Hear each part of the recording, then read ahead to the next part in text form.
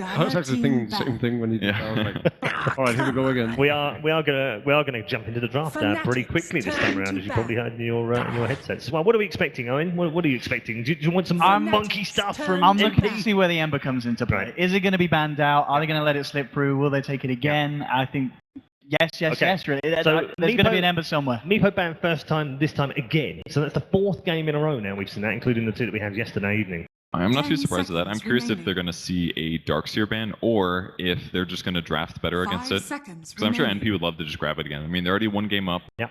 They've ran it successfully. They played it very well. I'm sure they have lots of like a Rolodex of other heroes that fit into the strat. That's exactly the same bans as we had first time around. I think, wasn't it Naga Morana? Oh, you're right, actually. It was. So because that's not banned, they take it first. They're going to go. So yeah, that's a bit of a change up there. So they could still do it, but it's also possible that MP just has like 2 or 3 strats they like. Morana is obviously a fixture that has been for months. Usually they combo with a Warlock just for Fatal Bonds, Amplify damage, and strong team fighting too. Usually it's Envy that plays Morana in the mid lane. Could definitely see that again. Do you think it's interesting that they choose to open with a completely different lineup, despite the fact that they could have easily gone for the Darkseer over? Well, I mean, their first pick this time. Last time they were 2nd pick, I believe. No, they could have also gone for the Slaughter that we've seen. I'm not feeling too good about Slaughter myself. Looks like Fnatic can steal the Darkseer themselves. Okay, and they do the Warlock, of course. Yeah. I do like the fact that Fnatic take the Darkseer, because there's every possibility that MP could have certainly taken that as it is. Yeah, I mean, if you can't ban it, then pick it, right? Yeah. No, one really cool thing though is that the new Helm of the Dominator build, it takes some micro, and it's not something that a player can just hop into and instantly do perfectly. It takes a couple, like a pub or 2, unless you're a typical Shen player kind of a thing. There's a possibility that Fnatic will not be able to execute as well if they go for that same kind of playstyle. And that really was a lot of the advantage that the Darkseer provided. At least they don't have to face it. It's true. They know how to Iron Shell, I'm sure. Still go for the Disruptor though. It's very good against Morana. Good at punishing a lot of other cores. I think they'll just go for safer lanes. Maybe Kardel is too greedy, grab something that's also a disable or a good laner. You still like the Ember? No ban. Will it be banned against Morana? It does look like Envy just woke up. I'm gonna agree. Gotta be careful with headsets, man. I don't know. What do you guys think? Ember? Is he really that big of a threat? With Darkseer? I feel like most of it comes from the Spirit Breaker. It's hard lockdown, great dual lane hero. So they're not going to ban it, and Fnatic aren't going to ban it either, so Envy can pick this if he wants it. So that would work too. Slardar, Spirit Breaker, semi-interchangeable. So I think they're more worried about the aggro dual lane than they are about the cores they're up against. I just hope they don't pick Medusa again. I think that was not very good. Okay, Lifestealer was still in the bot, and is picked up by Fnatic. It's pretty good. Can kill Warlock Golem very, very easily. Not the best versus Morana. They could do something. Oh, Naga's gone, obviously. Do they have any other setups? Bane, something like that could work, but. You think they need a vessel for the lifesteal, or is he just there to act? Hypothetically, they do, but they've got Darkseer, so I think they could get away without it. Yeah. I think Quap is pretty likely, I would say. It's a good pickup. Very good against Warlock, especially. Good against a lot of heroes. I think they might leave that till pick 4 or 5. We discussed this briefly, but I do think Queen of Pain is a hero that just needs to go mid. Unless you farm it like in a carry position on the safe lane. We saw she didn't really challenge the Darkseer all too much. The Medusa probably was better up against the Ember Spirit, as you were saying, Kevin. Yeah, I think so. But that being said, I just don't think you really get much out of Queen of Pain's potential if you put her in a safe lane. And she doesn't have an item build that naturally progresses into having regen on the safe lane either, for her to just stand there.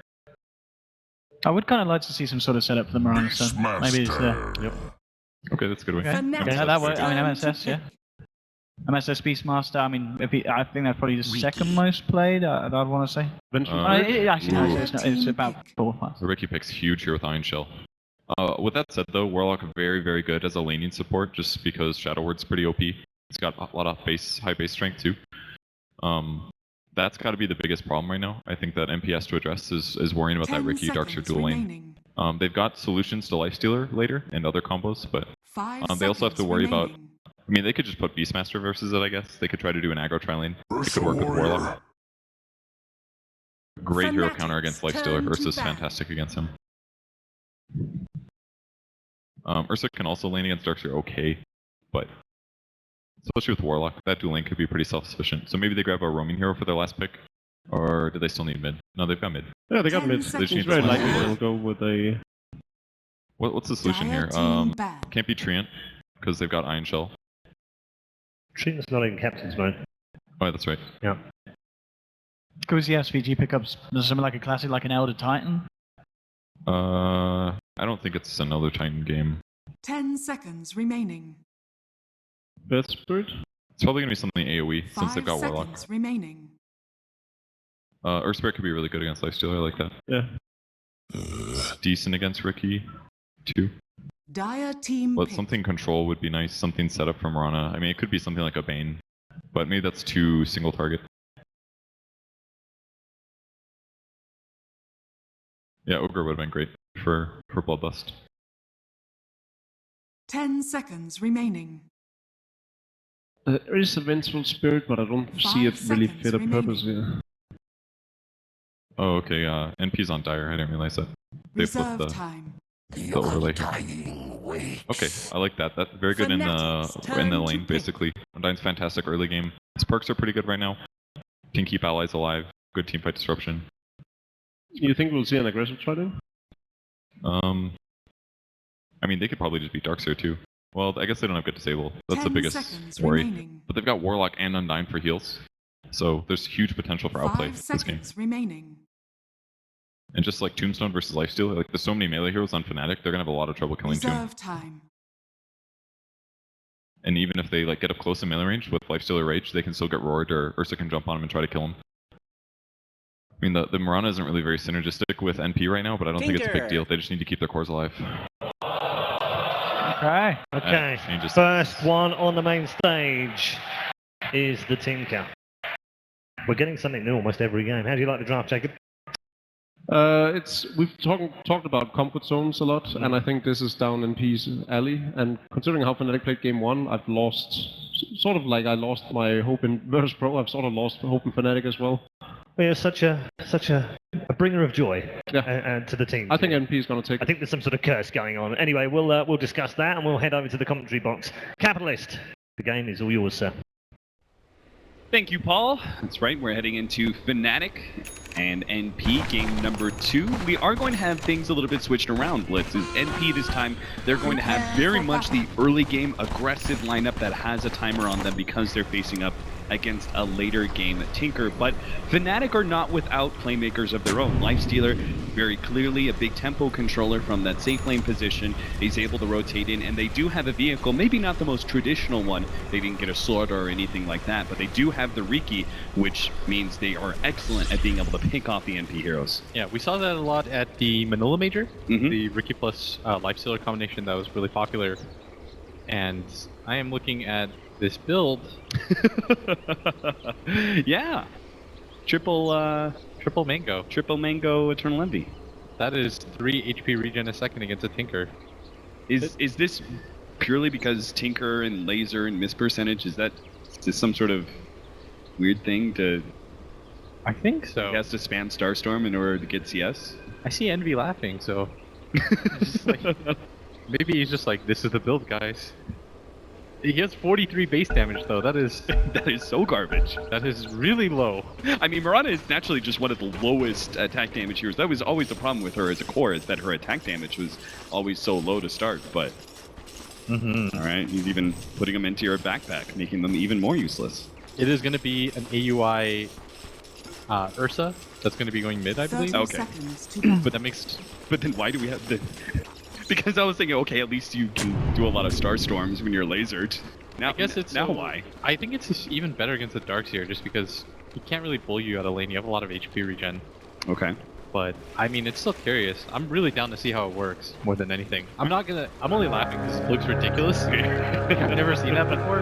Yeah. But just because I've never seen it before doesn't mean it's going to be inherently bad or anything like Yeah, in a new patch The like battle this. begins. that. Anything You really can work. can't, yeah, you can't judge too much. I mean, by comparison, right? He spent 330 gold for these enchanted mangoes, giving him 3 HP regeneration. If you just got a ring of regeneration in the beginning, that's 325 or only 2 HP. Yeah. So there is some HP efficiency for sure. Yeah, that's so cool. I'm down. But we'll see how his CSing goes in lane, because that is kind of the true test, right? Yeah. You can have all the HP regen in the world, but if you're not actually getting CS as your safe laner because you're lacking in damage, then the build may not be worth it. They're going to be doing a sort of a dual lane. SVG is going to be starting off as the Warlock with the very abusive level 1 Shadow Word that's going to be played against In Your Dream. So they're going to not let Tinker get this lane for free to start. Eternal Envy is going to have a solo lane at top for now against the Darkseer right now. Febby is currently trying to do something pretty interesting. He's actually jungling with the Ion Shell on top of him as a Riki.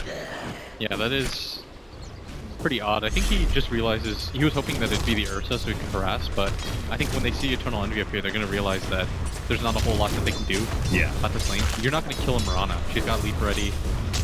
So it's very unlikely without the smoke screen that you're going to be able to get a kill. It is kind of interesting though, because he also takes this extra bit of farm away from Eternal Envy, right? If he can clear through this next stack. Obviously the first one there was already the big creep missing, but if he can clear through this one as well. I sort of think though that the Darkseer can just skip the wave. And there's not a whole lot that a Muerta can do. The Ohio shouldn't be afraid at all. This is a 49 base damage Muerta. He's not really going to contest you too hard. With Stout Shield, if it actually gets a Stout proc, the Muerta is hitting like a wet noodle. Yeah, and so NB going to already be pushed back a little bit. But, I mean, the HP regen is paying dividends. What is probably the much more abusive dual lane is coming out from NP in their aggressive lane of MSS and Rose, Beastmaster, and Undying. Undying, very clearly one of the best laners to abuse cores like this, so they're going to try and keep the lifestealer down nice and early. That really is the big tempo controller that is going to free space for the Tinker, allow him to be able to get his boots of travel without being run over. Yeah, Lifestealer hates this kind of game though, where you're just going to get contested in lane. Normally this hero thrives on getting that one-on-one matchup, but who's already pushing Mushi back, and your support is a Riki who can't really do too much here. He does have the Iron Shell, he's going to push things forward, but they have the Sentry ready, and we already talked about how weak Disruptor is as a lane support. This is exactly how you abuse him. So they've got two Invis heroes sitting in lane, both being scouted out already by NP. Rose will ensure that they know that. That is not a coincidence that you got the cape there. So all things considered, how do you see these lanes matching up? AUI should do pretty well for farm in mid. In Your Dream probably won't die though. Hey, In Your Dream's doing fine. He still has 10 CS. Yeah. He can push the weight back, which is important.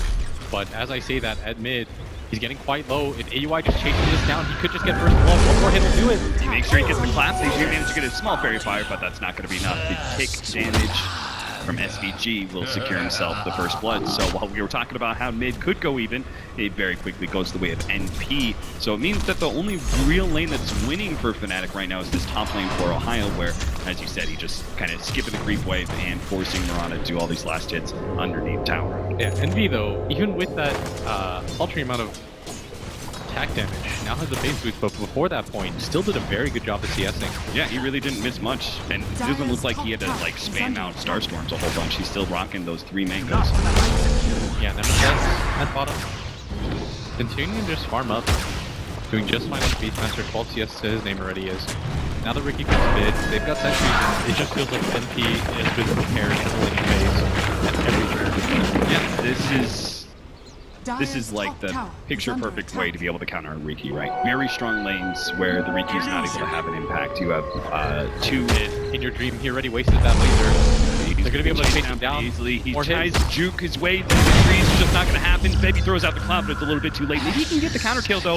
They heal over time. It looks good enough for AOI. He's actually turning against Bebby underneath the creeps. He's dropping still low 40 HP. He still manages to survive though. Glimpse back, and they will catch SVG. Or maybe they won't. Moonlight Shadow gets dropped, and they don't have any counter vision. So SVG, never mind. He brought it done. In Your Dream, he's down letting SVG escape. He will take that kill. He needs all the farm he can get at this point to speed up his way to the boots of travel. Did he buy his own dust for that? I mean, that's a heads-up play. He needed the gold. He made it back right now. That's not something you can just let them get away with. But this Tinker has struggled mightily. The rest of the side lanes are going just fine for NP. Once again, off to a good start. Fnatic, though, their lineup, it feels a lot more cohesive than it did in the last game. I still don't really like the support duo. Yeah, having both Riki and the Disruptor, both who can be kind of hit and miss in the laning phase. You just need more guaranteed damage or playmakers, which is what the Riki's going to be in a game like this, but pairing it with the Disruptor, feels a little bit redundant, as they're both going to be silences rather than hard disables. Right. Envy is actually keeping pace with this Darkseer. So he is sitting at 32 and 3 in the CS. So pretty much every single lane going well. They do have the level 3 Riki, but it doesn't seem like Darkseer is going to be the offlaner that can truly take advantage of a Riki gang. So instead they're going to go ahead and Ion Shell him and give him the switch. They're going to try and chase down the hero. They're going to be able to catch Rose, slowing him down with double moves. Rose pops out the tombstone, but he just doesn't have enough HP to be able to survive through this. So it's not just a kill, it's a tombstone kill as well. An extra 125 gold for the Disruptor. Yeah, and they really needed that. Being able to secure your safe lane back again. Haze, that sucks. In Your Dream just spots out the Haze, but SVG picks it up, and now he's going to be able to abuse In Your Dream for quite a lot of damage. They need to do something to help him out right now, because his laning phase has been an absolute terror.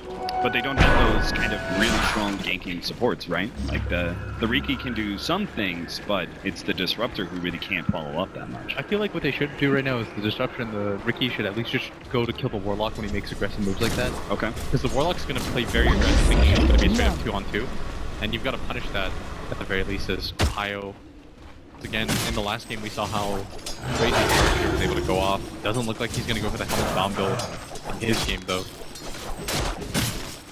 Just straight into the mech, which will allow them to have some decent fighting power, but I'm not sure if the extra sustain is really going to be the thing that makes the team fights work for Fnatic. I feel like it's going to be all on the initiation, whether or not Riki Lifestealer can get their proper jump. Already the Lifestealer is having a hard time in his lane. Well, not too bad, it looks like. 39 and 4 is not too bad considering the constant pressure of them in dying in Beastmaster.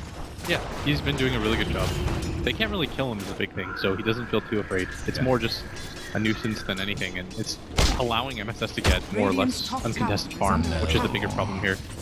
Yeah, Beastmaster, one of those offlaners who benefits a lot more from early farm than most others. It's his Necronomicon into a Blink Dagger. Much higher ceiling for a Beastmaster, getting those items where most other offlaners are just looking towards the Blink Dagger and they're mostly effective. Yeah, and current net worth right now, both NP heroes out on top is Envy consistently just arrowing creeps to make sure that he does stay ahead of this Darkseer despite again Bebby ends up to the top down to bottom here to be able to get that 6,000 days on that. That doesn't bother throwing out the ultimate. Another tombstone kill as well. Fnatic just making the same exact rotation every single time. Febby heads up to the top lane, he gets an Ion Shell Surge, he TPs down to bottom lane, and they quickly force something. Yeah, and this is the lane that you're going to be able to do it in. Last game, they weren't really able to secure that safe lane. Not nearly as much as they would have liked to. And now they're putting the pressure on the NP. As Rose, this isn't a Spear Breaker. Can't really do too much. Has to just sit at this bottom lane. He's holding on to his extra ability now. He's going 1-1-1. What do you think the preferred Undying build is right now? Because I've seen, some Rise Soul Rip, a lot of value there. The classic build still being max out Tombstone first. I think in a game like this, you do want the max out Tombstone. And then after that, the emphasis on the Soul Rip, of course, just because Decay, not really too efficient to grab. A smoke and some damage coming out. They're going to wait. Eternal Levy, they're going to pull back. They do have a Static Storm, so this time it felt like it took ages for them to bring the Disruptor online, but Yamate already level 6 by 9 minutes in part because of the little thing he was doing here in the jungle, pulling this camp, this Radiant camp above the tier 2. Yeah. This is very well done by him, and I really like this. They're finally getting utility out of this Disruptor as MSS up at top. He's got to notice he's taking a lot of damage here. Ohio, he tries to get the Surge away, and out. They do manage to turn around onto Febby, who's getting a lot of damage with that Ion Shell onto MSS. He's still going to try and go for the kill. He does have the ult. He got it. Febby gets the killing spree, and he's still going to try and get away. They do not have a whole lot of counter vision to work with. There goes one dot. Doesn't have a leap up, so he is going to fall here, but well worth the trade-off there, buying a lot of time for his team. The Tinker even pushing in mid quite heavily thanks to the heavy rotations of NP up to that top lane. And on top of everything else, made the good trade-off in his own life for Beastmaster. He was taking so much damage from that Ion Shell, and starts to realize that there's a Riki there. They pop the sentry down, but he's still able to get the kill. Well worth it for him. And you need to do something like this, because we talked about it. In your dream, you either need to gank or you need to put pressure on the other side of the map to force NP to rotate awkwardly. You don't have stunning supports. They don't really have reliable disables, so for NP, the laning phase had to go a little bit better. Because the ganking game, last game, it was there for them. This game, it is not. Pressure going down, internal envy. He's got the leap. It's going to be forced into it. Febby is just being so annoying in this game. Yeah. I mean, they seem to very clearly have practiced this combination of the Darkseer and Riki. I'm not sure if I've seen too many times this very efficient use of the Ion Shell and TP into another lane like they've been doing. Yeah, and Ohio does manage to go back to the Helm of the Dominator, by the way. In his quick buy, originally going to go for the mech, but decides against it. Pick up on MSS there, just punching the Chase Master over and over again. And Mushi is looking to escape here. AY does have some damage, but he's going to be sent right back to the mid lane. And NP, they don't really have a whole lot of catch until they pick up this Blink Dagger on the Ursa. So a lot of these heroes are very simply just going to walk themselves away. That also means it's a lot better disruptor game, right? It's hard to play around when these heroes are able to just close the distance and get in your face real quickly. But now the disruptor's abilities like Kinetic Field and Glimpse can feel a lot more powerful against NP with a little bit of lack of mobility. And once again, Eternal Envy just going to get chased around. Should notice quite quickly that this is happening as they're going to take the jump. And Cloud slowing him down quite a bit. Ohio, they may just be able to run him down with the Tinker coming in with the travel. They are going to pop the Moonlight Shadow. He just gets the Marks and Machines out. They actually are going to throw the ult down. They're going to try and TP in more, but Eternal Envy is just not healthy enough to be able to follow up that roar with an arrow and a Starstorm. So a worthy rotation for Fnatic. Cost them very little, thanks to the boots of travel of the Tinker. Are they going to go for it? Yeah, they're going to pull him back. They already had that. Thunderstrike on him, going to be able to pull him back with the Glimpse. That AoE silence and Mist percentage chance is going to do a lot for Fetty, but now he has to deal with the Golem, so he pops the ultimate, finds himself in time. Looks to be able to jump away, does have that jump, and at any moment notice. And why is going to be slowed down by the open wound. They're going to try and just keep him at bay. Tinker shoving him back. He's pursuing. He has the Glimpse, but unfortunately it's nighttime and was not able to get that vision out. Bevy looking to just finish off this Tombstone. He's having some trouble though. He's getting quite low. Not like Muerta. Don't take damage. Fatal Mind. Oh, they got him. Just enough damage thanks to the zombies pursuing out. Bevy was hoping to be able to finish off that Tombstone, but it just wasn't enough. A rather silly death there for Bevy as he's been playing so excellently in the early game, but committed a bit too much that time. Mushi just got the rage back up. He is going to get the kill on the Golem. And as I was saying, I do like this a lot more from Fnatic. They've got playmakers on their side. They've got heroes that can actually do something with this Disruptor. As Yamate in the game before, I know he was thinking, he's just saying to himself, why am I playing this hero if we're not going to make any moves around the map? Yeah. What do you think about these constant rotations from AUI? They seem to really want to put pressure on this life station first into the aggro lane, and then they kind of got punished by the wraparound here from Febby, but now they're bringing AUI a number of times to this bottom lane to try and challenge the life station. They're just trying to create pressure any way they can. I think NP inherently is just a team that likes to put a lot of pressure. As we saw in the last game, they just don't exactly have the same heroes to do it, as the arrow not going to connect on either target. Fnatic will just sit back behind their tier 1 tower and wait for the heroes to come to them. At the top, Bevy is going to notice that MSS is there. They should ping this out that the Riki's there up at top. As NP, even with 4 heroes in the southern side of the map, they just can't really do anything. Yeah. And this is just creating more and more space for the Darkseer and the Tinker. 2 heroes that are rather stationary, don't really move out a whole lot from their lanes, but do get a large benefit from being able to sit in those lanes and get a higher amount of network. Ohio's now thinking about, instead of going for the mech, he's gotten his quick buy a Blink Dagger after the Helmet Dominator. Looking to try and make more initiation happen. And of course, they do have a very sick combination with the Riki. Higher levels of Smokescreen combined with the Vacuum, as well as the Static Storm, are going to make things very difficult for NP when they try and be aggressive and push in these tier 1 towers. Yeah, and NP going to go for the smoke. They're trying to make a play here. Might even walk into the Roach Pit if they feel like they can. But again, they've got a Blink Dagger on this Ursa. They want to be able to utilize it. Heavy rotation into this bottom area. Tinker kill would be perfect, but you can see that scan is kind of preemptively set up. They know a rotation is very likely to come out from NP, try and wrap and kill that Tinker. Looks like they want to go bottom. They do have might be able to catch him. Tinker goes up to the top lane. Looks like they may try and go on Mushi. It's going to be bottom lane first. Mushi's going to be the target here. As AUI jumps forward. The Rage is already going out. TP out of here. He jumps to Yamate. The Yamate gets stopped by that TP. And Mushi doesn't really have a good way out of here. The smoke screen goes down. Buys a little bit of time. There goes the rock stunning on Mushi just enough for them to be able to finish off that core. And he back away from terrible marching machines.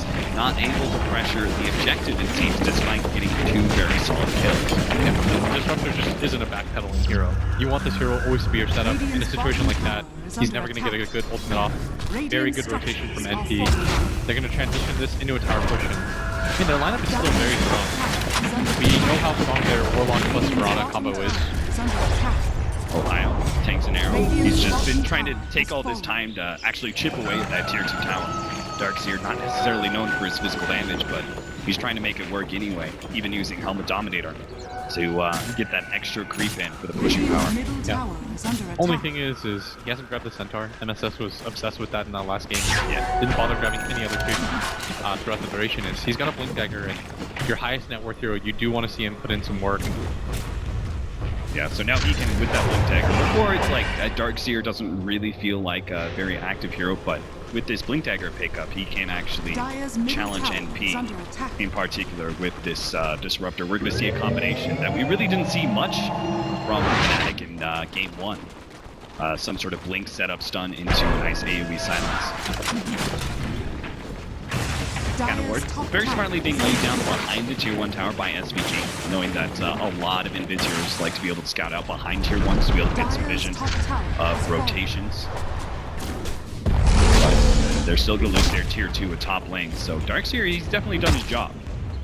He's tried to, even if he can't oppress a Muerta because of the way he sits back and that triple mango tactic that he had, he at least was able to take down all those early towers by 17.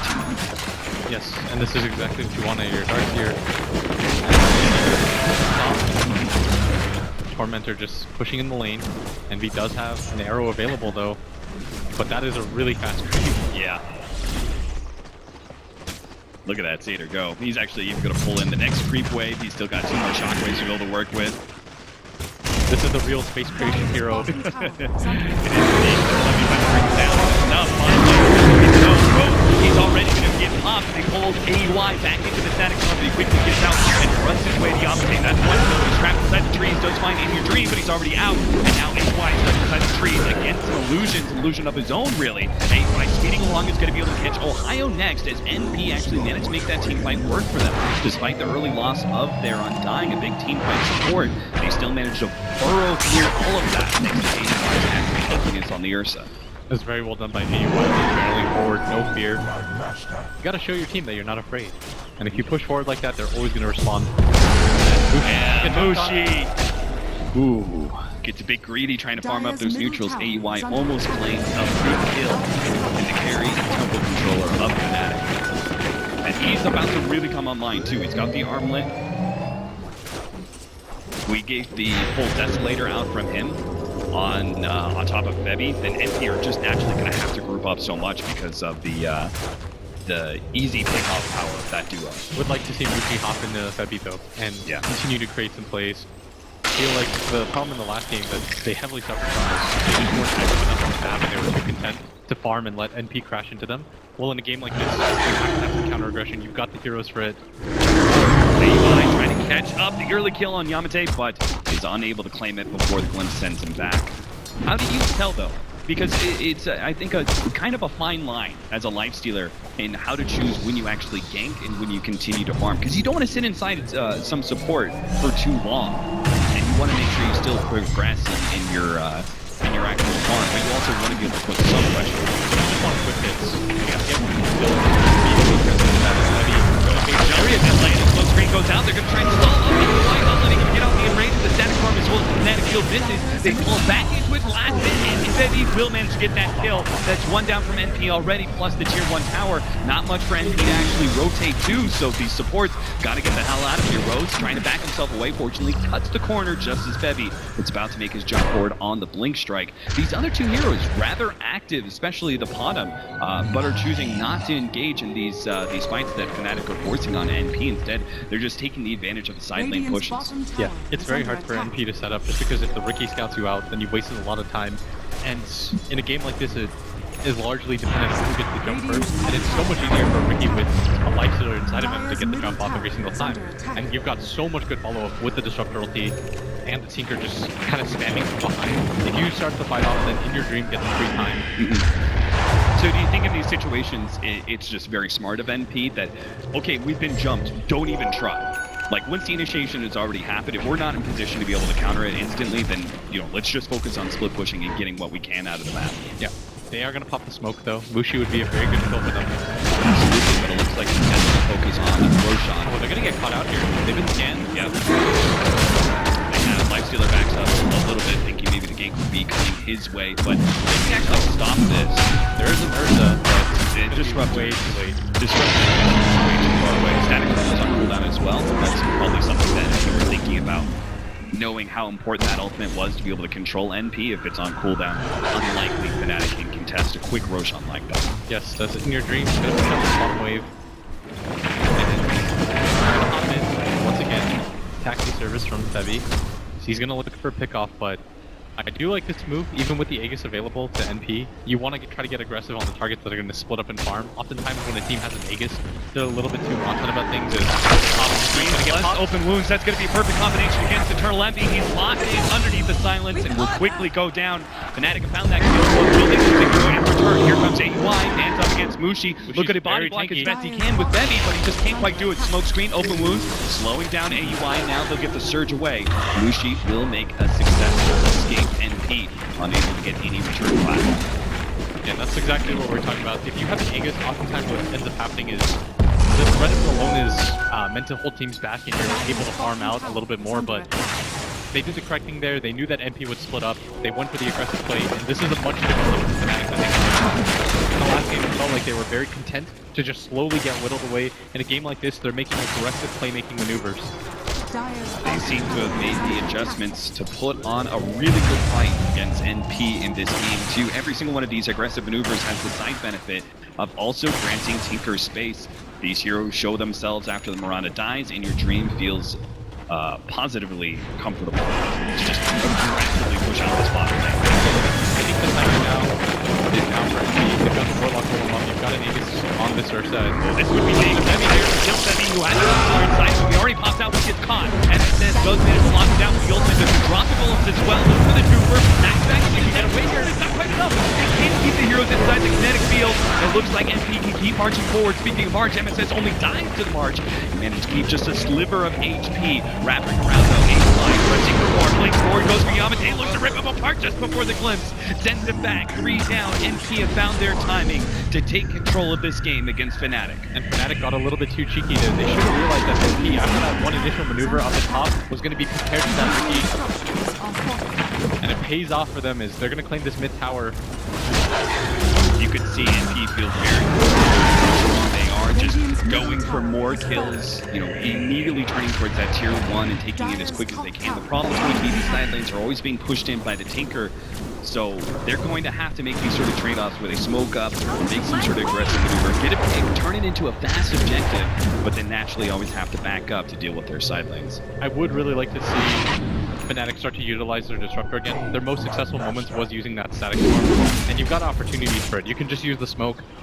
Fnatic there was just pressing their luck a little bit too hard. They were like, okay, the gank worked the first time, why not try it again? But when something works on you once in Dota, oftentimes a team will adjust and will say, okay, we had to 5 and be a little bit more cognizant of that happening. Right. So instead of, so you were saying, instead of doing this kind of like 2-man gank thing with the Riki and the Lifestealer, you think that maybe they should do like a 4-man smoke gank rotation and just like bring overwhelming numbers just to try and change up the way that they're playing? Your Tinker can always meet you halfway, and if you have a Tinker in a Dark Tier, your side lanes are always going to be shoved in, so it's hard for NP to guess where you're going to be if they're playing correctly.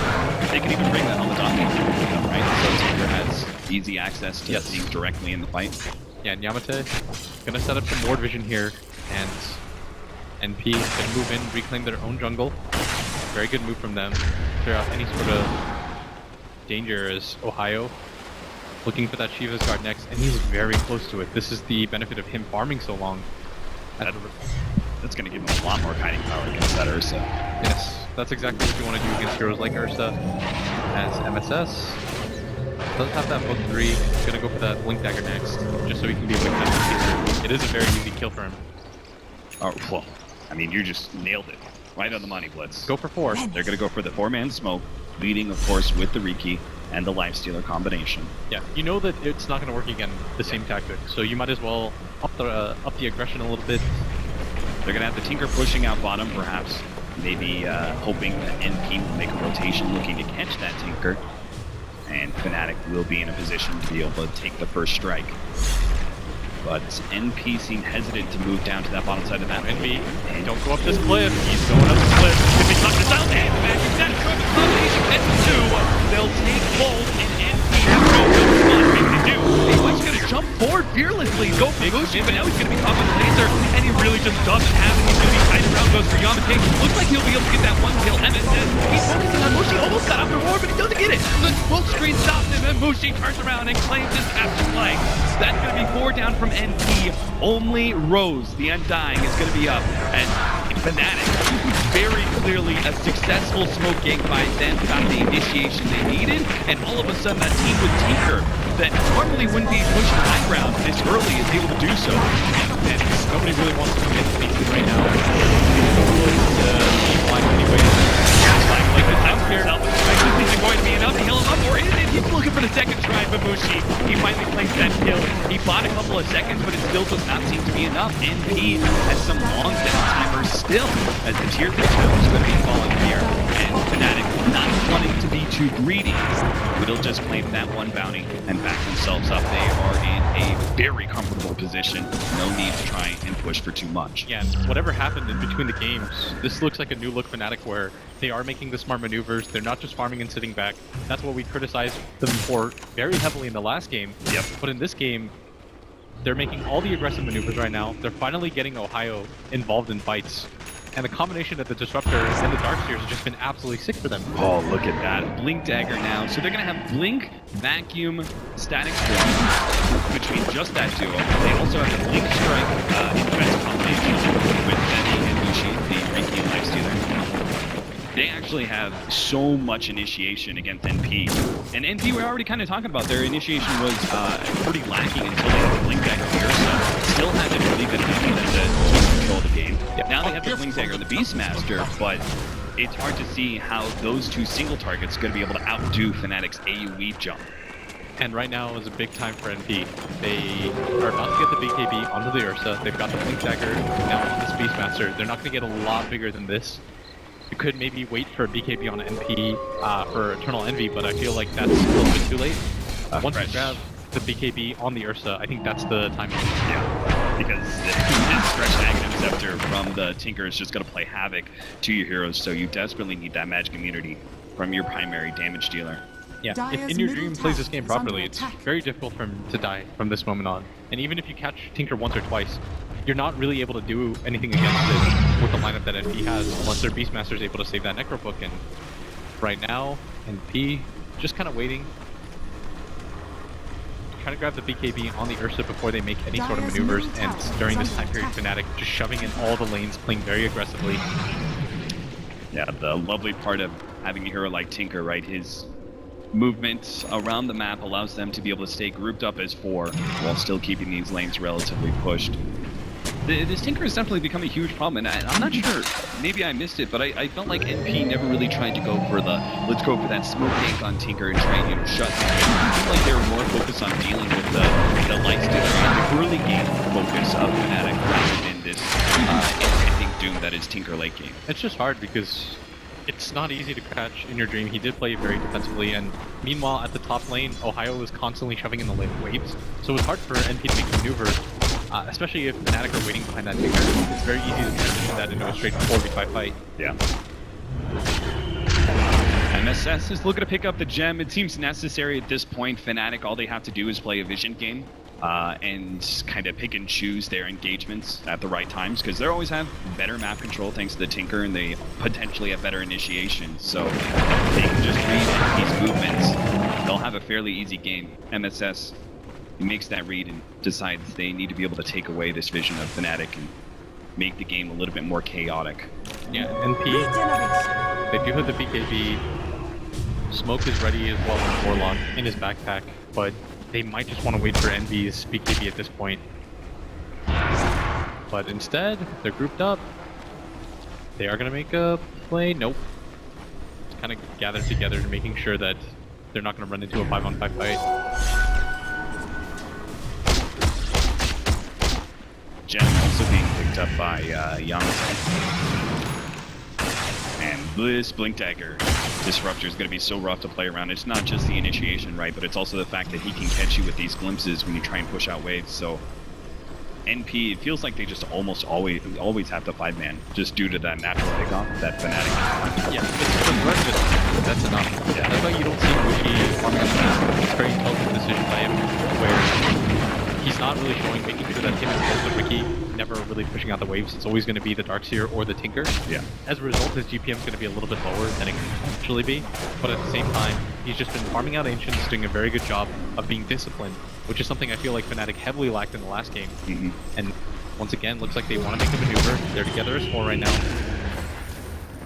One more shoving of the lane should be enough for them to start making maneuvers. Bold and sweet. Roshan is going to be the place where these two teams clash, it seems. Roshan is coming up pretty late, but we do have the BKBs up for NP, so they've certainly hit a rather large peak. They've got BKB for the Mirana as well as the Ursa. They have the Golem ready to go. Beastmaster is his peak as well with the Blink Dagger and Necronomicon 3. Yep, so they really don't get too much stronger in this. If they can't win this Roshan fight, I'm not sure if they can actually ever win. They are very strong right now, though. We talked about how downside of having both a Riki and a Disruptor. Those are both just silences. You can always just BKB, run through them. Those, neither of those are really going to do anything to you in a situation like that. You'd almost prefer support that has more than there's something that can open up. Oh, Ohio. He makes the commitment there, blinks forward just to be able to get that Arcane Rune, which is obviously damn valuable for Darkseer in these longer cooldowns. We're gonna have the Moonlight Shadow. Start off, Roshan begins. Fnatic, they actually smoke up, but they actually don't run close enough to run. Oh no, look, they're up. They might just whiff on this one. Oh no. This would be huge for them. Really wanted to take this fight, but instead it's going to be a free Aegis. Yeah, they were looking for the wraparound and everything, but they're not going to get the advantage. They still actually get the initiation. They actually instantly eliminate 2 support out of NP. They're still going to be able to battle that out. They're fighting up against the Shrine. And then this is the target. Nice bash comes out from Mushi. A little bit lucky, but he claims the 3rd kill on NP. So NP, they get the big win on Roshan, but they still lose out on the team fight immediately following, thanks to the crisp execution by Fnatic. Yeah, and that's the counter, is if both the cores have BKBs, then just kill everything else around. And that makes it nearly impossible for them to fight as NP.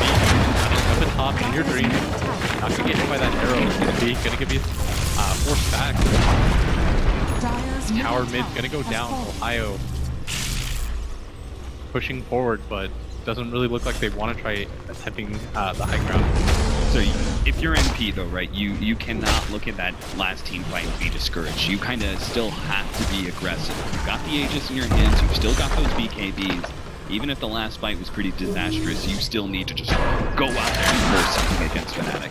What that teaches NP more than anything is that they've got to be careful so that your supports can be in the back line, setting up abilities. If they get jumped on like Static Storm, you lose 2 heroes like that. Even with these BKBs and this Aegis, you're not going to win that fight. Bevy almost getting caught here, but Gem supporting Sat.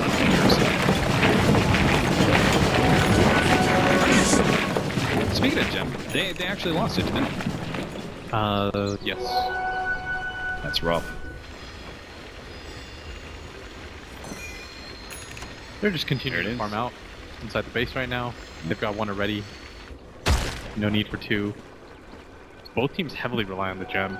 Okay, so you need to be aggressive as NP, but how do you actually set that up? Because you can't just like, okay, we're all back up, let's go smoke and run out. It's going to be pretty obvious with these lanes pushed in. So what kind of movement do you need to actually do as NP in order to set up an aggressive maneuver in the next 2 or 3 minutes? I think NV needs to grab travels, then he's going to shove out the side lanes really far and meet his team with the Hawk. Okay. That's the only reasonable way to do it right now, because otherwise what ends up happening is that NV pushes in one wave, then he hides, then Ohio sends creep up there, and then Fnatic knows what's going on right now. That's usually the time that you have to play, and that's exactly what he goes for. He has boots of travel. The Night Shadow lanes are reasonably pushed out. Bebby, though, sitting on top of this high ground. Things rather rough. They have the Centaur coming forward to... They did scan, though. They know they're here. And they start immediately blinking themselves back. They do not want to take this fight. They're going to go for a blind arrow. Not going to happen, though. Yeah, the angle just isn't there. And I think NP has to get out of here now. Very dangerous. Fighting around that shrine, particularly against the Tinker. Now has himself a Bloodstone, so even if they do land the successful thing on the Tinker, they can't think that they're going to be able to immediately go for objectives. That first death timer is going to be quite low. He's going to get that, but he's not going to be able to get more. He's going to shove out this bottom lane, and at this point the game's really frustrating. In your dream, now going to show himself at the top. Is he going to go for the arrow? It is going to land. In your dream, he's going to be caught here. Doesn't have the blink available to him. Gets the laser off. I think it's going to be losing though. Eternal Levy's going to have to pop his BKB in order to keep the damage on In Your Dream, stopping him from blinking out, and they do get the pick off. Bringing down those Bloodstone charges, but only an 18-second death timer for the Tinker. He's going to be right back. Yeah, trying to protect your shrine at bottom. NP going to start making their way down. Fnatic, they've almost got their Tinker up. They could take this fight. They know there's no roar available. Maybe they think they can catch NP off guard. There was some quick aggression after a pickoff like that, but it seems like NP are not going to leave too many heroes there. Good opportunity to be able to take him down. They've already got the Tinker dead, but the rest of the is going to be a little bit lacking. Now they get the golem down. Rose was the target. He's still keeping himself alive. Mushi is now already down to half health. Gets back up now. Here comes the Fnatic Sword. Vacuum combination. Coming out from Fnatic. Now they turn the fight, and maybe the Earth is still going out, but he's going to get kited around, going for Ohio, trying to catch him out. AUI, a sliver of HP that he's working off. The Earth is finally going to take him out with the Thunder Strike. Bye-bye, Agent. And they look to be able to catch a little bit more. Yamate is going to be chased out here. AUI is hoping to be able to catch him. To hit that one zombie is going to be enough. Eternal Envy. Oh, blink back. TP out. They're not going to catch him. Yamate actually gets away. What a beautiful combination there from Fnatic once again. Quick vacuum static storm. Turns what would have been a really nasty fight due to the Tinker being immediately gone. Yeah, that was still nice from NP. This Ursa, playing so well. AUI understands as well, trying to create as much chaos as possible with that Deacon. I mean, with the Tinker gone immediately, it felt like that was a fight that NP should have just rolled over Fnatic if it wasn't for that cleanly executed combination. Yes, that was more of salvaging that fight, rather than being able to outright win it. Once you lose heroes like that, we talked about it. If you lose 2 heroes, no matter how strong you are, you're not going to be able to win that fight. And NP might only get the jump off that they need. We're rapidly starting to see whoever starts to get the starts the fight is oftentimes the one winning it. Especially in a game like this. If you're NP, you kind of gotta keep up the aggression, right? You're in a good spot. These heroes from Fnatic are very unlikely to be working off of any buyback gold. This could be a game that you could start snowballing. I think they do need another Aegis though before they make another move. Okay. And that's why Fnatic are playing very aggressively here. They know that the rock is still on cooldown. Oh, that's true. That rock. That was a big part of that engagement as well. I have got a refresh orb now too. They really want to take this fight. Jump forward, looking for that glimpse. Bevy just trying to get the pitch down, but that's how much damage. It's like Glimmer King. That will be enough for him to slide away from the glimpse attempt. Tombstone and Necrobooks are dropped. NP wanted to into something. But like Shadow and turn right back around. You're going to be heading into a nasty traffic jam. The marching machines all over the place in this lane. Arrow goes out, nails that Frost Ogre, but seems like Fnatic, very smartly positioned, are going to try and take this high ground. If the fight comes to them, they at least want that positional advantage, but they're not going to run in. They're going to run around, locking... they're kind of locking Fnatic from being able to head back to their base, but they give up on it, it looks like. That's a very dangerous fight. You have no vision there. That's not easy. What I think Fnatic were doing here, they were trying to avoid any potential board vision or any of the bombs to out. And the bomb has the map. Does good by them is Fnatic, though, unfortunately, are going to miss their timing window as the rock is now back off, cooldown. But with Roshan approaching maybe so soon, NP may just want to wait that one out. Potential spawn time starting in just 1 minute. You absolutely cannot give up the Aegis and Cheese to NP right now. The Ursa's doing too much work with it. He's got the Abyssal Blade now too, so he's got that guaranteed lockdown. He can burst down the Tinker immediately, and with that Aegis, it's hard to just punish him right after, as he is so tanky. What about our Tinker though? Why didn't he go for something like the Ghost Scepter Interior Blade build? I think the Bloodstone just allows him to push out a little bit more aggressively. And that did seem to be kind of the game plan for Fnatic. They felt pretty good just to be able to run around as 4, and Tinker would always split push, and they could just play pretty farm efficient because NP naturally had the 5-man all the time. The downside right now, though, is In Your Dream just does not have a great game. He's 1, 4, and 6. Probably hasn't dealt a lot of hero damage either. Despite being that work, it might not be reflected in the damages. NP gonna go for another maneuver. They've got the rock up. Maybe if they can get one pick off before the Roshan, they can immediately transition into it. Yeah. Sveb might just scout inside. It's going to be a short Roshan spawner this time around. 30 seconds left until Big Boy's up. They won't be able to find the pickoff that MP was looking for, but at least this engagement is going to happen before what I think is going to be a pretty important pickup. Yamate, he had a rough time as Disruptor last game. This time around, he's been playing like a boss, and he's going to look so much better if he can actually complete this Aghanim Scepter, because now that AoE silence that you're talking about, they're just like, okay, we'll just, go ahead and use BKBs against it all, it's good. That is immediately going to be taken away from them with a hard break. And now they're going to sit behind the Stinker. Maybe guessing the fact that the defense should come. He gets the trees, the way that he's postured forward, this should immediately tip off NP, because he's not looking at the trees. Yeah, every single time he's been deep in trees, marching machines. He hasn't been in the lane or like that, so. Arrow's going to fly, not going to connect whatsoever. It's now Fnatic not really liking the look of things here, as Ohio still has that vested Lifestealer. But now he's going to pop up, realizes this just is not worth his time. A gift from the Tempest. All about the positioning game for Roshan. If Tinker can actually get that bottom lane pushed in, that will open up some space for some heroes from NP to the bottom lane. But we still have that all-important Boots of Travel from Eternal Envy that has allowed them to counter the Tinker's movement quite a bit. Disruptor's talent tree is so random. There's 200 health or 30 respawn time. The last one is 30 magic resistance or +4 Thunderstrike hit. The 4 Thunderstrike AY jumping in, but Ohio immediately out. Very good reaction time, as they were trying to set up for this Roshan area, and Fnatic, they should be tipped off. You cannot afford to give them a 3rd Roshan. It is just making your life a lot harder than it has to be. Yeah. Despite the Tinker pushing in that bottom lane, NP did not feel comfortable just rushing it. They are right on top of a ward. Yes, they are. And that'll be presumably one of their wards that gets countered next minute. And now they're going to fly main. We talked about how important it was for both teams to have one. You've got the Mirana ultimate on one side, the Riki on the other. It feels good, I think, for Fnatic to stall. They've got Sacrifice coming in pretty soon for the Tinker, this Aghanim's upgrade for the Disruptor, as well as this level 3 build. Even Ohio has a good amount of gold, nowhere close to getting Sacrifice soon. Potentially because he wants to hold on to buyback, but it seems like they've got some pretty integral teamfight items that can be built in the next 2 or 3 minutes if Fnatic can just stall this Roshan attack, but NP may just try and force it with like a solo Ursa in the pit. Yeah, the rest of the team outside. I mean, especially with the Disruptor Axe coming online as well, it is very dangerous for them. As Yamate, he's going to have it now. Yeah. This is going to be the big pickup for them, and NP might not expect this. As Fnatic, they can posture around that Roshan pit very safely. This is a potentially game-ending team fight play. They get the right kind of vacuum, Static Storm, Axe combination.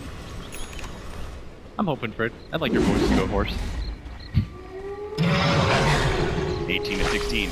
44 minutes in, 3rd Roshan attempt.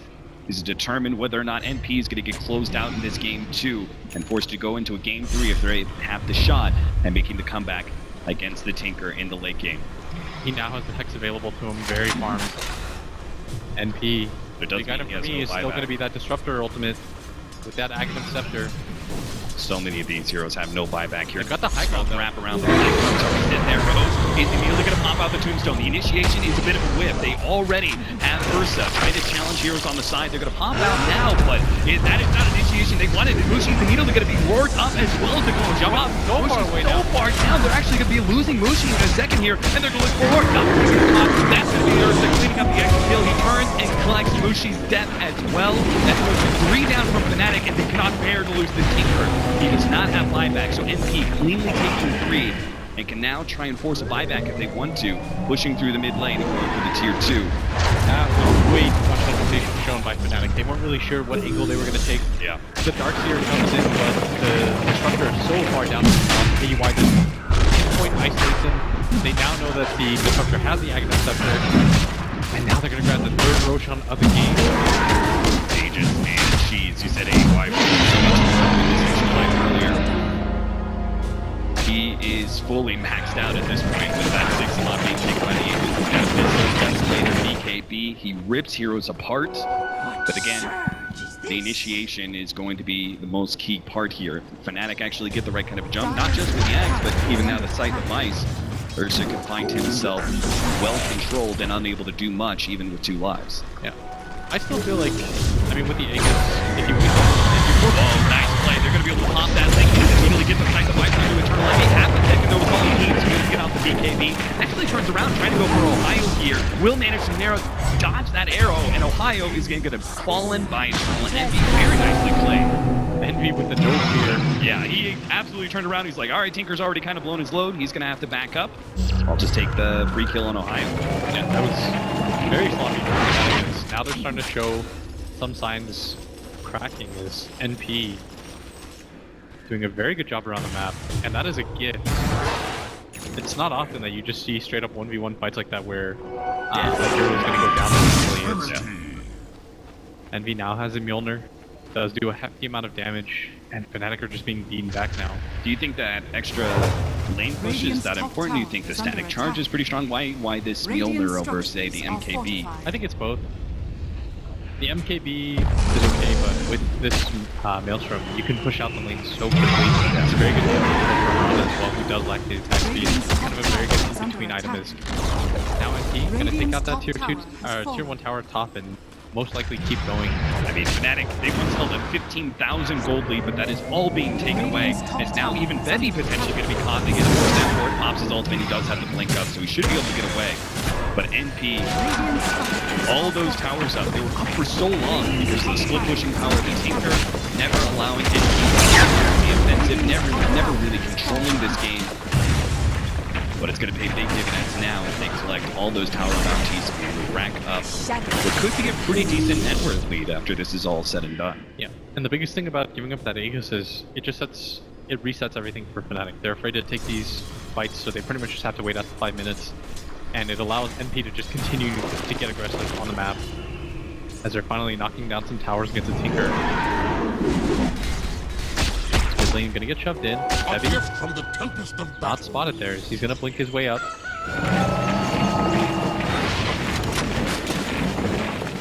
Full assault curse. What are your thoughts?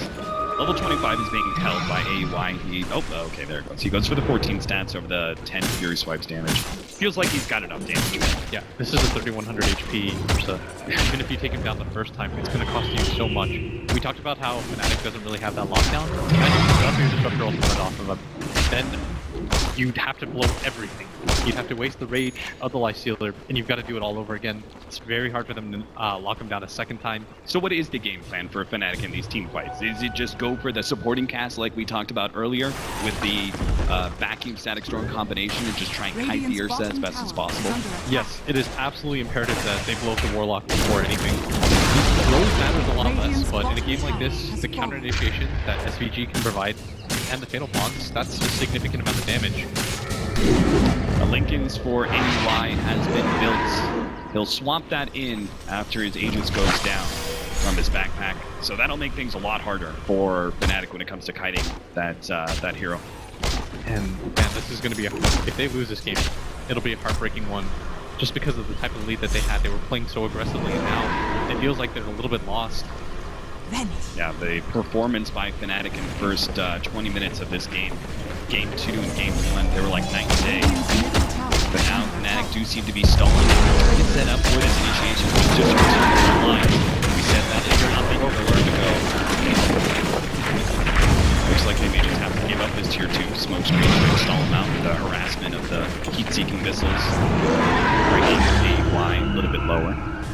That'd be what a posture forward, but anyway, he's got a team X, still had the Aegis, he's gonna get X, but this is largely just there.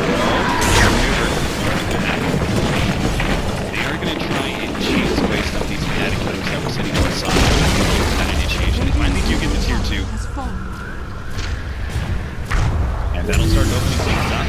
Eternal Envy really trying to do something good. Like to the he pops out, gets the Abyssal Blade onto Eternal Envy, but he does live in now they're going to play clutch already here or lockdown. That's going to be an easy kill. Actually, the lasers draw things out a little bit, but they do manage to rock the rock, actually stalling up some of the retreat of the heroes on Fnatic. They pop the shrine, but looks like they're going to be forced to climb back on their life here. They should be okay. They still have this X. You don't really want to go aggro against them. It's still going to be incredibly frustrating, but that is still a heavy loss losing Mushi in a situation like that, where you weren't gaining anything either. It's not like he got caught in a position where he's pushing out a lane. It's more they just got a free kill. See, they just take the shrines and what? Wait for Roshan number 4? I don't know if you necessarily wait for Roshan number 4. You're going to gain MP only as a result of taking down the shrines, getting all these tier 2 towers out. Yeah.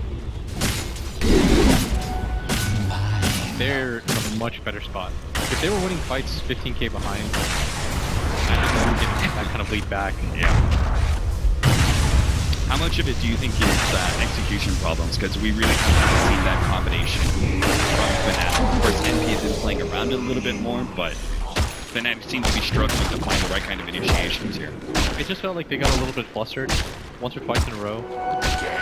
Obviously, that mid engagement where if they had gone all the way around, they would have been able to take a bigger position. You always want to strike going downwards, so that you know it's coming, you know how to initiate. When there's no they were completely lost. They were completely surrounded. They didn't really know if they were going to engage or run. Half the team thought they were going to run, half the team thought they were going to engage. And that's the sign of a team where you're not really on the same page right there. Eternal Envy is rocking a Tesla gun here. Every single time he pops that leap and he gets the 100 plus 100 attack speed. He has moon trucks too. Yeah, he's actually outputting a pretty high amount of damage per second. But why not the triple arrow? It's so cool. Did you have a problem with that one in your watching your DC game? I mean, it was just funny more than anything. Yeah. You know that we have some go for the triple arrow. He was a boss with it though. He did get him a few times. 100 attack speed. Oh, Hawk boots a travel play here at the top lane. AY is trying to set up. See if they can surprise Fnatic from the trees. Hawk is spotting out some of these heroes already. They're going to keep jump on the Yamate. That is the big team fight controller, and they've already got him down. That means Fnatic have to go full retreat now. Still a BKB charge blown. 70 seconds for the Disruptor, but the lanes are rather pushed out. It doesn't look like NP's going to be able to take too much advantage of that Delta. It's been 10 minutes or so, maybe a little bit longer since he's had that effect on the Disruptor.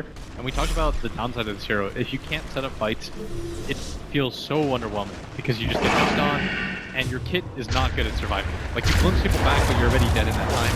You drop that ultimate, you don't have the ring, so they can just kind of run you down anyways, so it doesn't really matter. Right. And so this hero is purely meant for offensive reasons. Now NP, so quick to move around the map. Already pushing into the bottom lane with their 5-man after they executed that game top lane.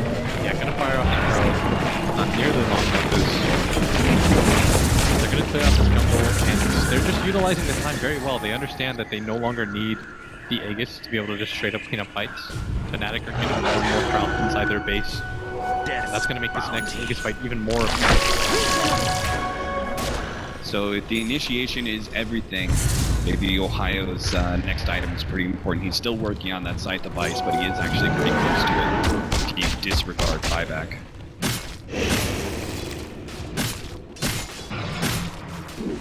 So NP just clearing out their lanes. Now they're most definitely waiting for the next Aegis. NV is 6 slotted. Could feasibly I'm not really sure what you replace at this point. Most likely the Blink Dagger. If you're really going to go for a 6th item, you can just swap it around with your backpack as well. They're going to make an aggressive maneuver forward. Roshan now enters the battlefield once again. Fnatic already positioned on their side of the cliff. Just trying to get vision down. Steve and Peter are going to try and attempt that early Roshan. Wards are going to get spotted out by MSS. But NP, they're in no rush, right? Yes, they are not, but Fnatic definitely is. They've definitely proved that they can take this late game. Seen them fight back against that 15,000 gold lead now that they are the ones holding the gold lead. Just wait for a mistake by Fnatic. Yeah. Right now, it just feels like the Tinker's not doing enough in a lot of these engagements because his team goes down so fast. Then he's in a position where he's just like, am I really supposed to enter this fight? More than enough burst damage for NP to immediately turn the fights into 3v5s, which is why it's so important for Fnatic to get the jump off with their Disruptor. Otherwise, you're in a position where you're using all your spells defensively and you're getting run over. Barreling down that top lane.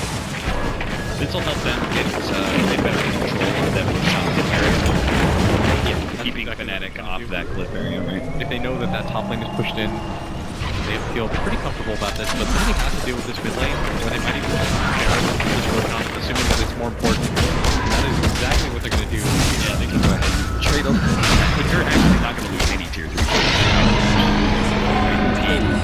Still going to try and stay grouped up here. They don't want to risk what happened last time. They've got the high ground, they are going to go for that one combination, but it's only on an Ursa. The combination, but he can't quite get the cheese off. He goes back to the damage over time. The jump forward to Riki, not quite enough. Now the wall gets dropped, and the turnaround happens. The rest of MP come forward. Mushi battling up against Eternal MP. He has the MJB, but it's just not enough against those 2 heroes plus the golems. He gets beaten down to a pulp. Only the 3 heroes of Fnatic will stay alive. All of MP a bit low, but man, if they had just killed that Ursa, he didn't have the cheese, he didn't have the Aegis, he was so low. The Riki, even jumping forward, trying to finish him off with that last bit of the Then he's trying to jump forwards, put himself outside of the range of the gem. Looks like. Okay, did you see how fast those golems are attacking with the Necrobook aura, the Beastmaster aura, 100? That thing was just plumbing away at Mushi. Yeah, poor Mushi didn't know what the hell was happening. I have never seen a attack that fast. They are shoving in all the lanes. Tinker does make going for the high ground annoying, but man, they have to be so satisfied with how the fights have gone. NP. 3,400 HP. Even with everything that they dropped on him, he was still able to get out of there. Yes. To travel, TPing on MSS, looking for a jump here in the top lane, not going to find anything. NP, despite being against the Tinker, thanks to that last team fight, the death timers that we're still waiting on from Fnatic, they're able to get complete control of this map, all the to pushing in. This is the beginning of the end, potentially, for Fnatic, as NP start closing in on objectives, moving things off and lines here. Forward actually gets brought back. Lotus Orb does blink strike. It's a death combination on top of it. Move forward. That is the death. Fnatic, they're going to have to try and somehow kill Eternal Envy. He's going to pop the BKB, but they get the Abyssal Flame. Primal Roar coming out, not quite in time. Aside device stops MSS, but they still manage to get Eternal Envy back. NP will start the retreat, as they do not want to use that buyback on the Ursa. First time that initiation has gone south for NP, and that was all off the weird Blink Strike Lotus Orb combination. I mean, that was just absurd here. The Ursa doesn't really have too much survivability, just a 6-second BKB. Gets the Disruptor open and dropped in front of him, and NP tried towing the line, seeing if they could go high ground, despite having Tinker alive on the enemy team, and that is emphatic no. I almost got him. The surge runs forward, and that doesn't have to blink up in time. They're going to be dropping the gem here. Fnatic. They've been dropping the ball here for so long, of over 30,000 gold swing in the last 15 minutes, but now, when things seem their darkest, Fnatic, they managed to actually execute. And that is a dead Beastmaster for 80 seconds and a dead Ursa for 30. You could feasibly force buyback here and now have a win condition. This is incredible. As Bebby jumps forward, he knows that the gem was just recently lost. Yeah, he with these two heroes still down, he This can is so much information for him now too. yeah, they can maybe get some sort of jump, like quick pick towards the buybacks, or maybe we're just gonna be seeing these racks die. That is still Riki standing up. Not really going to push that buyback. Now it's gonna go down. It's gonna be the buyback starting on. Is it going to be worth the action? It's gonna be air on Bebby. Catapult slightly late, then to get the teleport in place, and the gem is returned to NP. Still, first racks of the game taken by Fnatic, and 5 minutes ago I would have told you you were crazy if you predicted that. But 30 minutes ago, Let's gotta get out of here. Marching Machine Gotta continue to make his way up. He is gonna be able to get out. It looks like Blink Dagger's just not coming up. And Fnatic, all of a sudden, they've breathed new life into this game on the heels of NP getting a little bit too cheeky, trying to walk up high ground against a Tinker and a Disruptor. Tinker, he's reaching full micro status now. He's got the Agnes as well as the full out Dagon 5. So when it comes to defending on the high ground, he's got that bouncing laser, but when it comes to actually executing heroes and finding those pickoffs, they've got that heavy damage burst available. Man, I cannot believe the twists and turns this game has taken. It's been a rough one for both teams. What's the game plan here? Wait for Roshan number 5? Is that what it's all about? These extra lives? I don't even think that's the determining factor. Yeah. It's NP trying to force the waves in one more time. But the problem is, the annoying part is, you're playing against the Tinker anymore, so you can't even deal with the creeps at bottom that are going to constantly be shoved in due to the fact that you've lost racks. Eternal Envy is refusing to go that MKB. He's like, BKB is good enough for me. He's got a Satanic now.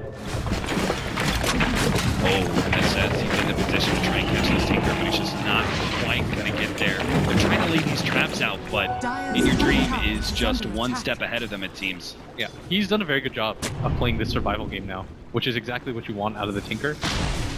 He hasn't really been caught out in the past couple minutes. He had two of that early on, and since then he's just been a thorn in the side. They're desperately trying to lock him down, because they know that's the only way that they can get to the high ground. Hey, why? Careful. We've got Bebby pushing himself to far forward. Actually, Moonlight Shadow, and they're gonna try and poke outside of their base here. Yeah, they want to take a fight outside of their base if they can.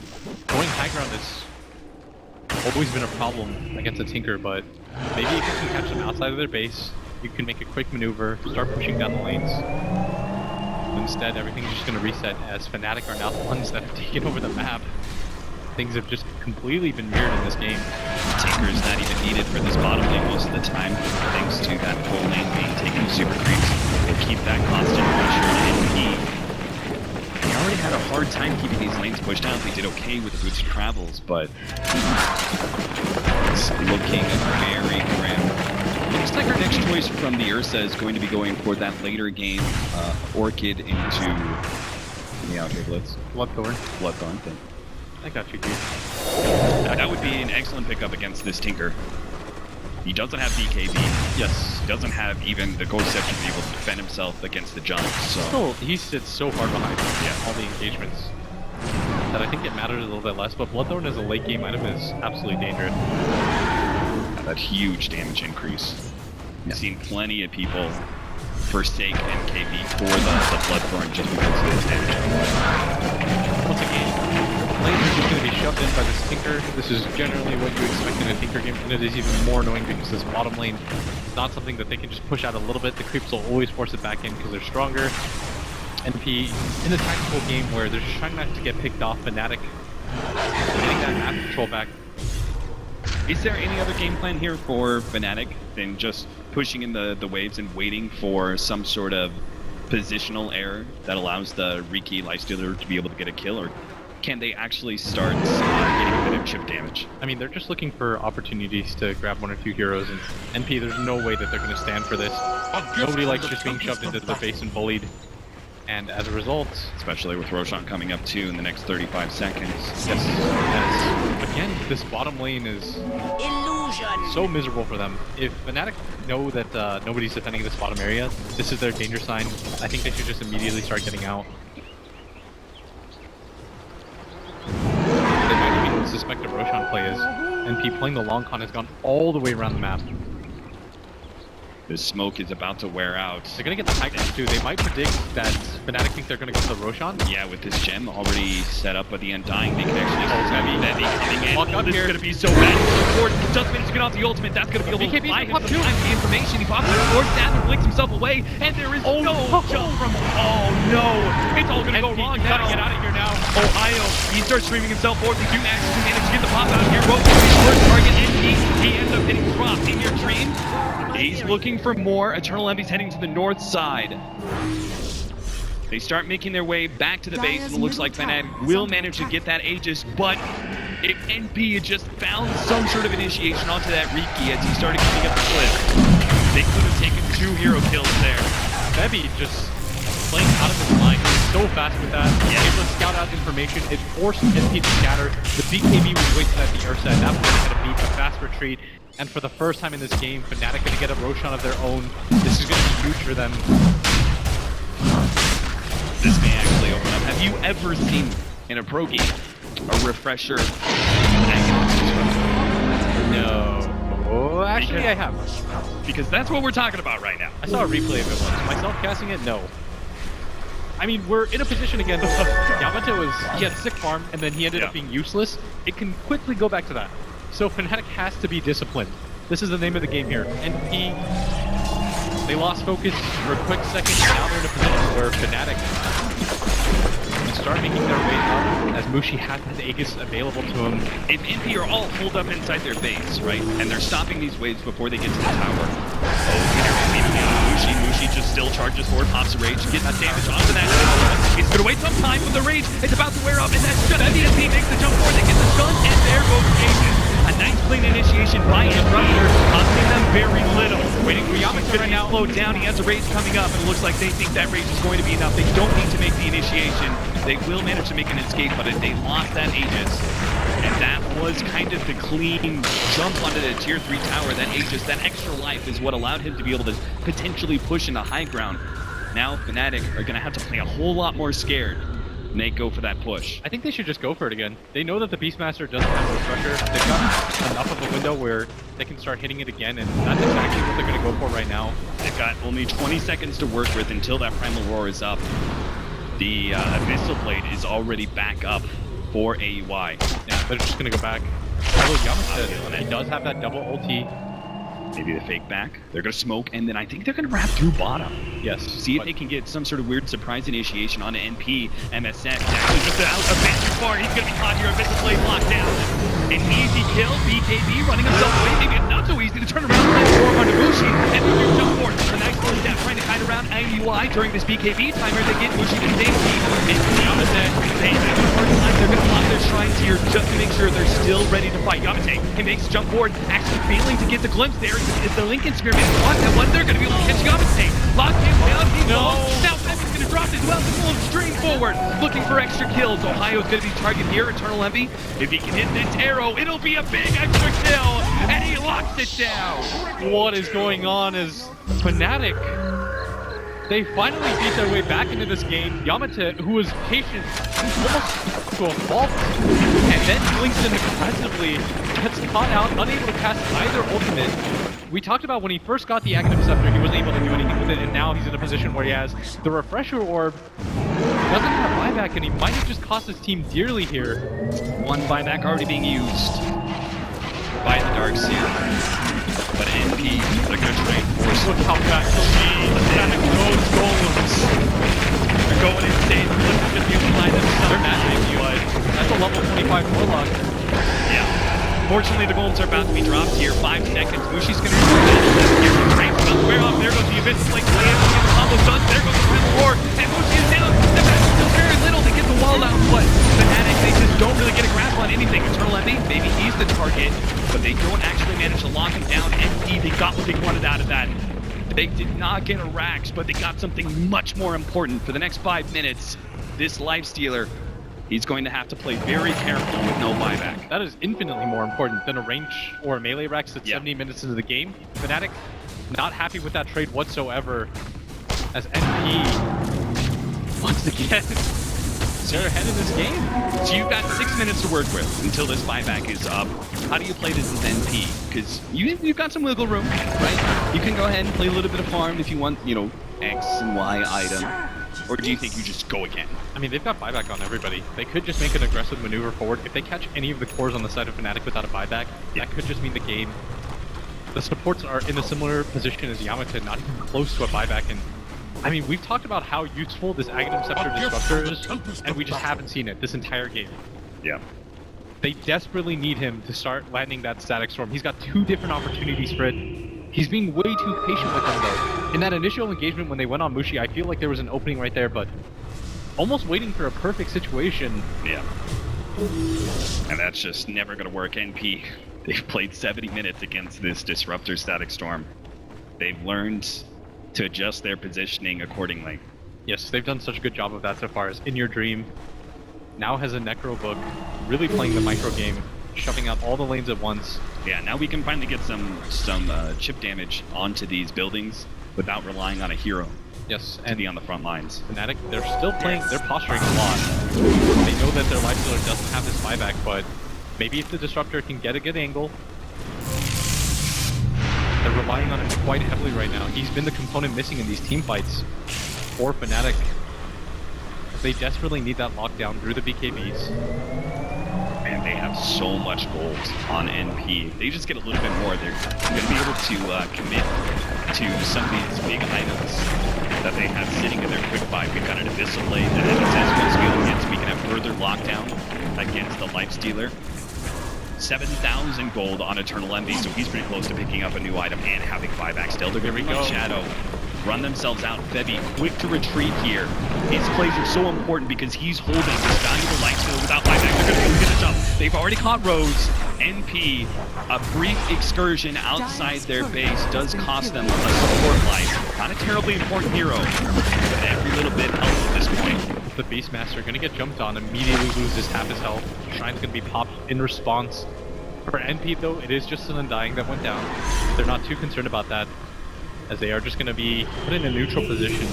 And Fnatic, you know they don't really want to go for a straight up push. Is Eternal Envy going to be the target? Febby, are you going to go for this? Going to be able to get the jump in, a bit of lane hard to break through that lane, but Eternal Envy does manage to get out of that box. Oh my god, how is he jumping forward like this? He's just man-moding up and he'll still the arrow. Mushi ran into it. Ohio's going to come in to get the Static Storm out, but they don't manage to get the basket. He refreshes up, still trying to catch these heroes. But Yamate's not going to be able to get the opportunity for a second Bloodborne. Not only die here, trying to catch these extra heroes. Ohio throws out the ball back, but he gets eliminated immediately. Tinker trying to make his way back, hoping to be able to buy enough space for Mushi. Does not have travel, but he doesn't have travel. He's only working on base mode. He's going to be caught here. He does have an advantage, but he's just not up in time. He's down for 2 minutes. 100 seconds on the Darkseer, and NP, it looks like they finally found the team fight that ends everything. They've got to push out these lanes, but they're just going to be making into a Tinker for the next minute and a half. Eternal Envy just went insane this game. Turning around like a man. Yeah, he's got this mechanic, immediately pushes forward, even clips Mushi with the arrow, which is able to give NP the opening to just swarm on top of Fnatic. A little bit too aggressive, that maneuver at top by Febby and Mushi is... In Your Dream, you're going to have to do something amazing here. Arrow not going to connect. If he can get the pick before NP actually starts grouping up, that'd be fantastic, but it seems unlikely. So the next step is making that huge Aghanim's hold inside of his base. There's a full minute, everyone has travels, so if they lose any hero, they can just go on it. Or NP can go straight for tier 4s at a certain point. They're focusing on the Raxes at mid for now, but I think Eternal Envy's made the call. They're going straight for tier 4s. Where's the hold? In Your Dream is just not in the position to be able to stop this. They've already taken out one tier 4. Way too fast. He needs to be able to go. The gold just being dropped to get the extra damage. They throw it in quickly, and then they jumped in. Already managed to get one. Rose going to be onside the Static Storm. They managed to get the big Undying. Out of this end, he'll start focusing on the throne. In Your Dream, he throws himself in front of the throne. Desperately trying to stop this push, but it's not going to happen. NP, the play gets number 2 and close out this series. After 74 long minutes, such a back and forth battle